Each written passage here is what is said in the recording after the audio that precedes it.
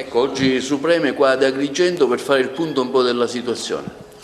Eh sì, questa è la tappa che ci vede ad Agrigento dopo aver visitato tutti i capoluoghi di provincia. Saremo come ultime tappe a Palermo il 13 agosto in occasione del Festival della Letteratura ai Migranti e poi in ultimo a Messina. Agrigento,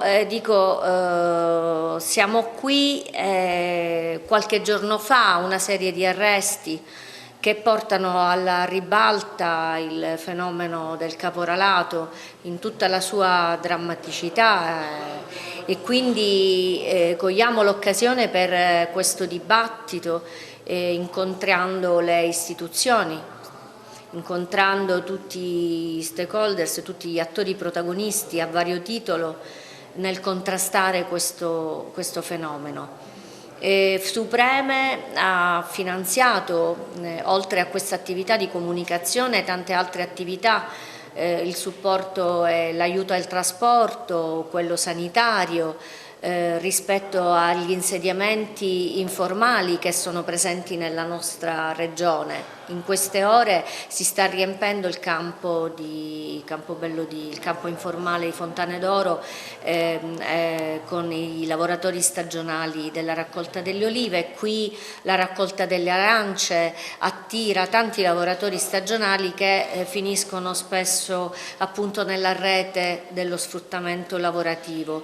Sicuramente uno degli aspetti fondamentali è quello di dare dignità a questi lavoratori che reggono anche la nostra economia agricola, già martoriata in tutti i sensi, sia dal basso prezzo che spuntano i loro prodotti, dalla pressione fiscale, ma questo non giustifica il fatto che i lavoratori o stranieri o italiani possano essere sfruttati.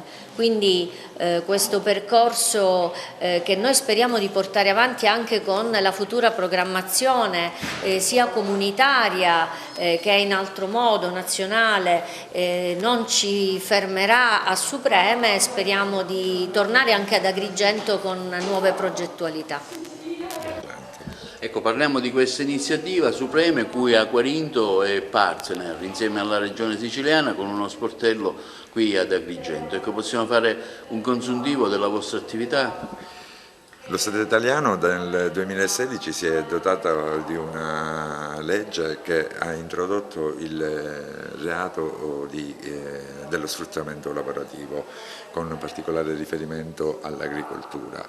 Sulla scorta di questa legge sono state emanate delle linee guida che appunto tendono di rendere un approccio organico a questo fenomeno. Questo significa creare un sistema di servizi integrato e coordinato, cercare di individuare il potenziale soggetto vittima di sfruttamento e dargli quegli strumenti per cercare di ridare dignità a questo soggetto, strumenti che poi possono essere appunto l'accesso ad un lavoro regolare, l'accesso all'abitazione e l'accesso ai servizi. Diciamo che con il progetto Supreme, che è attivo per la Regione Siciliana da circa 2 anni, che da circa un anno la Regione Siciliana in tutte le 9 province ha attivato il polo informativo sullo sfruttamento lavorativo con particolare riferimento all'agricoltura. Anche ad Agrigento nel gennaio del 2022 è stato istituito questo polo che lavora tutti i giorni della settimana e che è sito appunto nel centro urbano, nella via Gioieni numero 3, proprio a Porta di Ponte. È stata svolta un'attività durante questo anno molto intensa che non ha coinvolto soltanto il comune di Agrigento ma anche gran parte dei comuni della provincia di Agrigento, dove diciamo, maggiormente ci sono queste attività agricole, dove si registrano anche nel nostro territorio fenomeni di sfruttamento. sappiamo tutti quali sono le condizioni e come avviene questo procedimento di reclutamento delle persone, non soltanto straniere per forza, per andare a lavorare nei campi, spesso o pagati o sottopagati o pagati in maniera irregolare e anche lavorando in condizioni igieniche e senza norme di sicurezza. Cosa fare?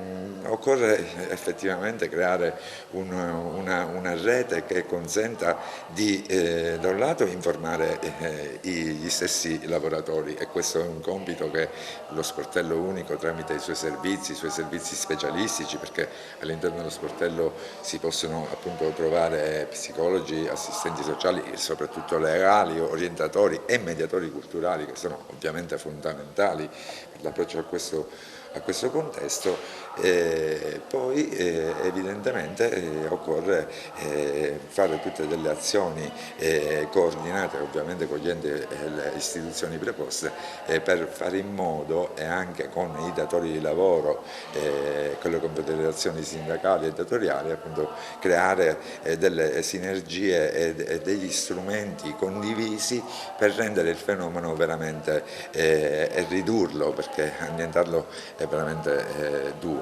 È un fenomeno che non è solo della provincia di Agrigento, non è solo della regione siciliana, ma è un fenomeno diffuso in tutto il territorio nazionale.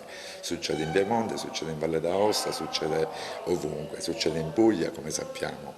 Per cui ecco, se si trova, bisogna trovare una ricetta ed una soluzione condivisa e attuarla, e sperare appunto di tentare di ridurre al massimo e dare dignità più che altro ai tanti lavoratori stranieri che vengono sfruttati indegnamente dai nostri imprenditori agricoli.